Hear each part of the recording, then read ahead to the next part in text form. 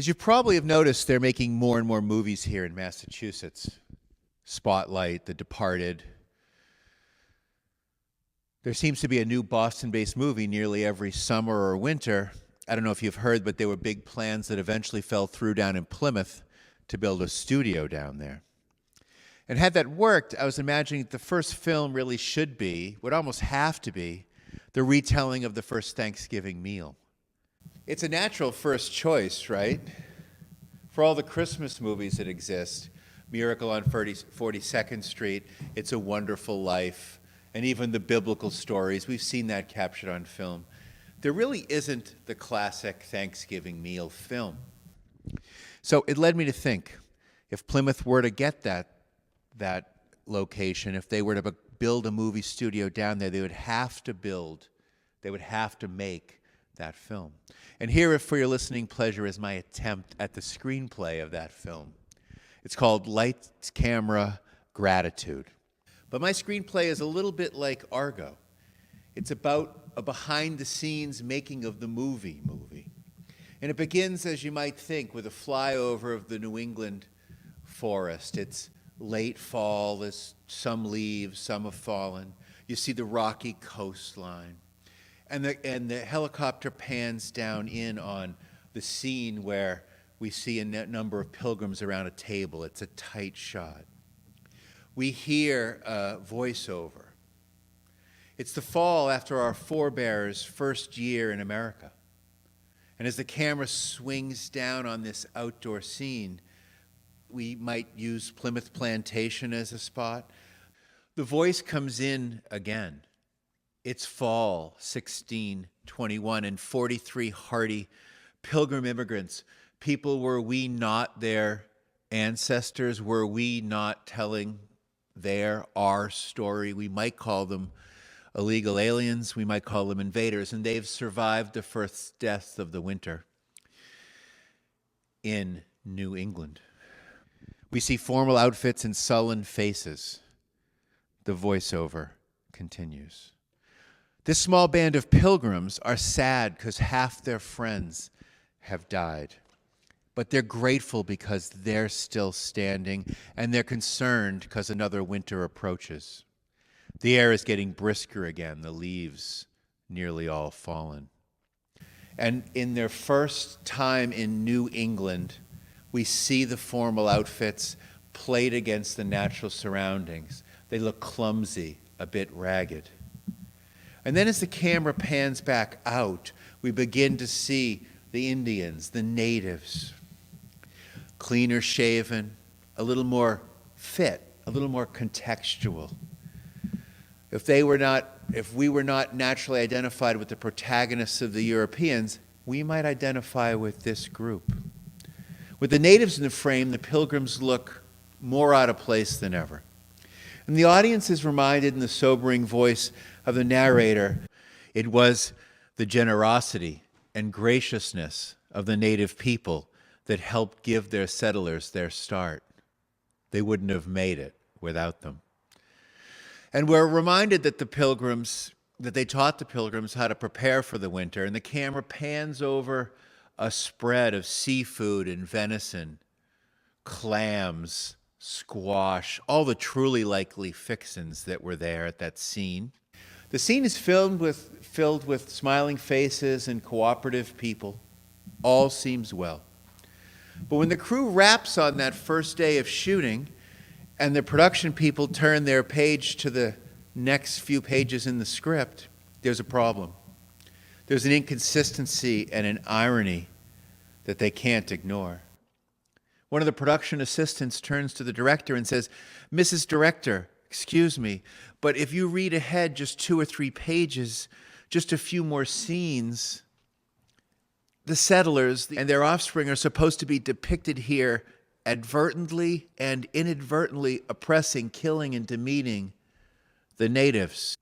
See, right here in this line of dialogue, one of the grips points out, just a few pages ahead of where we are now, coming up in tomorrow's filming, one of the pilgrim leaders says, because the Indians don't wall off their land, they can't take any claim to ownership over it.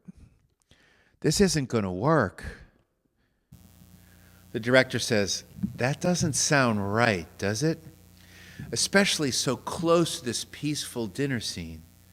The director halts production for a moment. Everyone is standing around in their costumes while the director and the writers try to figure out what to do next. The director, frustrated, clearly angry, her dark glasses propped up on her forehead, the script pages flying in the wind, doesn't know what to do.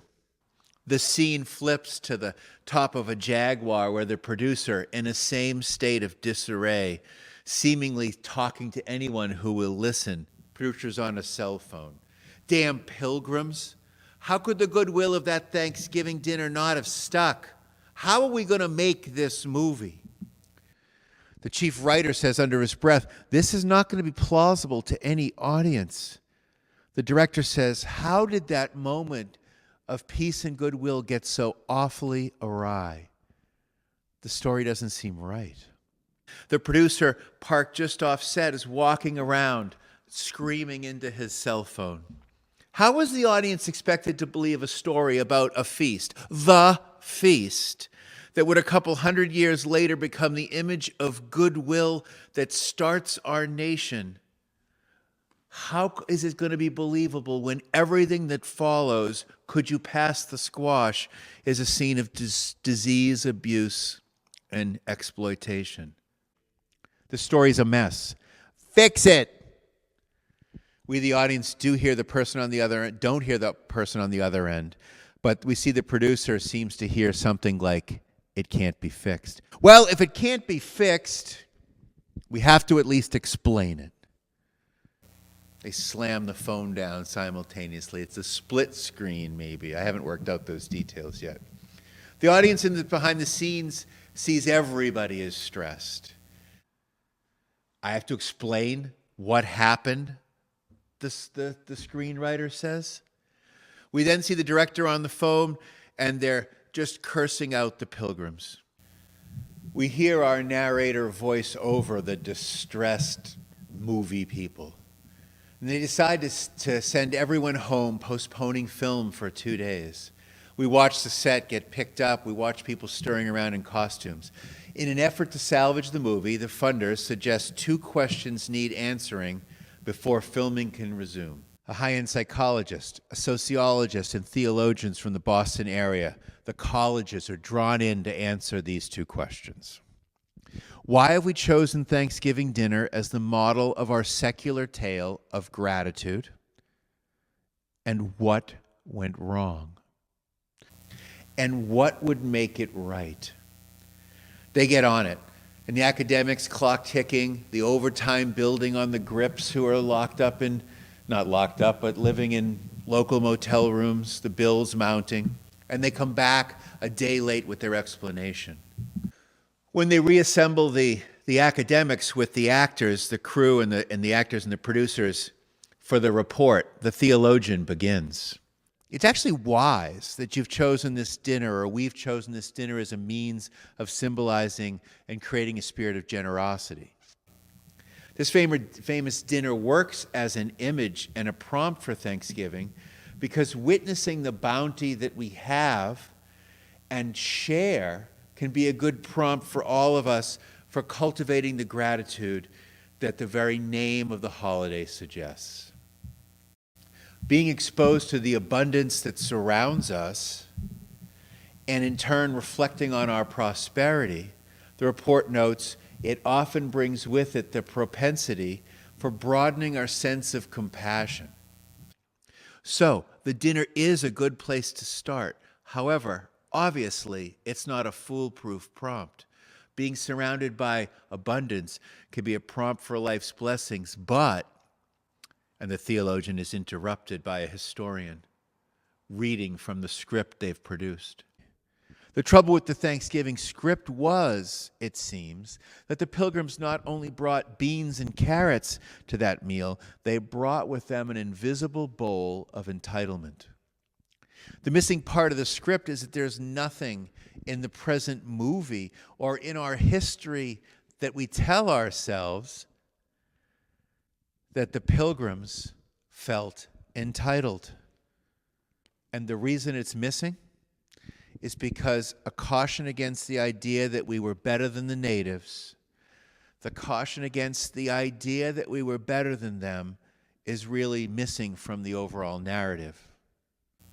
It's missing from the overall American story. The psychologist steps forward explaining what they've done.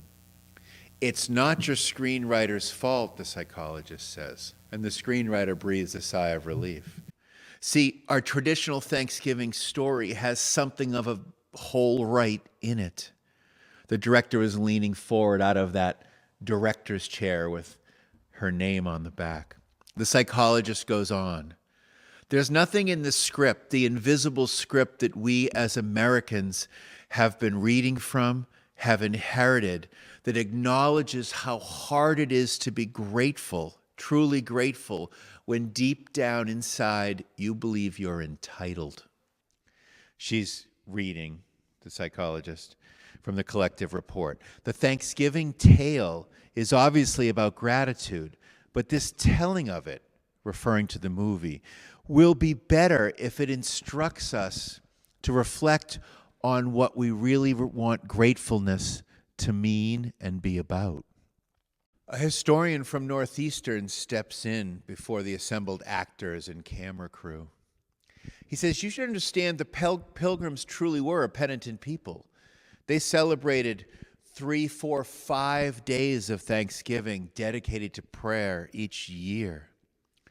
They were grateful, and to their credit, they had rituals that maintained that sense of gratitude and dependence. Oddly enough, though, the theologian says, their connection to God, a beautiful thing, an essential and sustaining thing for a small group of people on the edge of a dangerous land.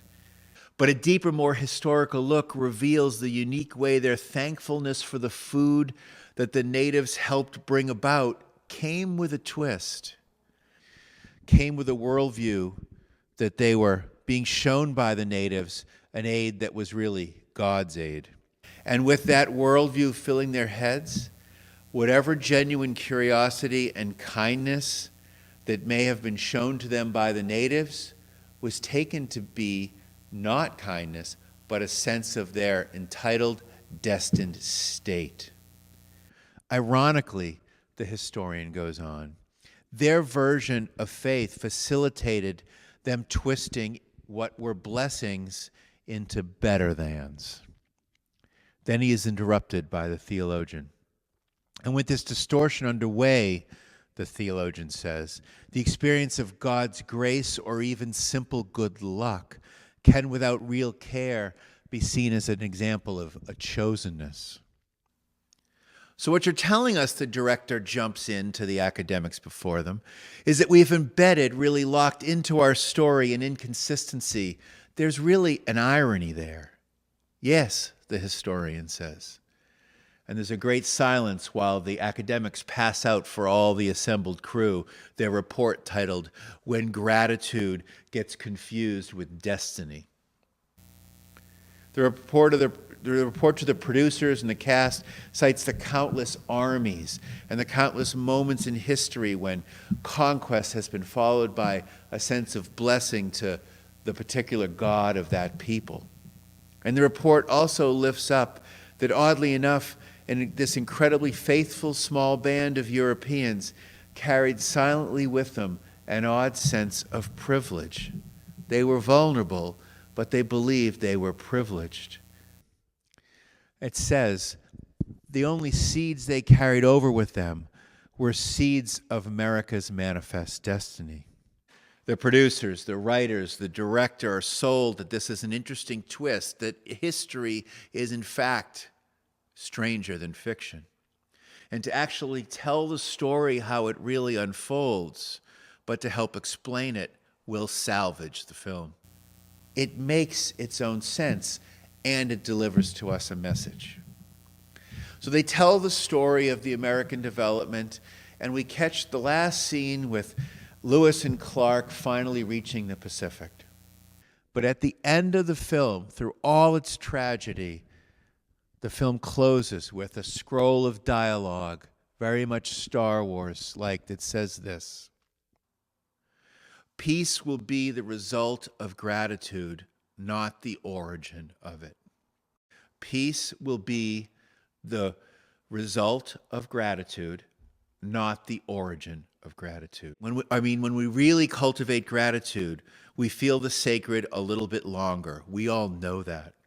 And it remains Thanksgiving a little bit longer.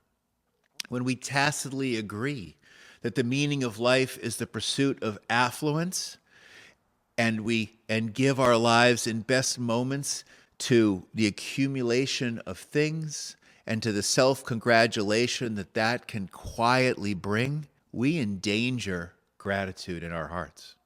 The fact is, the team of experts writes into the conclusion of the report this paragraph: any historical or psychological look indicates that being grateful is emotionally demanding hard work.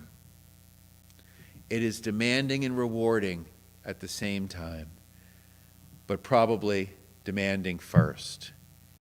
Thanksgiving can be an opportunity to honor our longing for a more authentic life and a more accurate appreciation of all the gifts that we've been given. However, it doesn't always necessarily work that way. If we could, even for one moment, take in the gifts that we receive freely, our life, the air, the water we drink, we might end up with a gratitude that pulls our face to the earth. We might end up even facing the crisis of reevaluating our very lifestyle should we reach that level of gratitude. Were we committed to the sacred Judeo-Christian values we hold and use this holiday as a time to evaluate the sacred rhythms we live in, we might be satisfied with the gift of life we've been given and risk letting go of the illusion of self-sufficiency that lives silently right below our culture. So, your gratitude might begin like it did for the first New England Europeans, with a real need and a real sense of dependence. But that'll only likely last if we remember how much of life is a gift. The movie fades to black. Amen. Our closing words. Let's do the counter-culture rebellious thing. Let's breathe out the poverty of all that we feel like we don't have, and breathe in the grace and love that was set forth in the making of you. Let's breathe out all the poverty of the things that we don't have, and breathe in the grace and love that was there in the making of us all.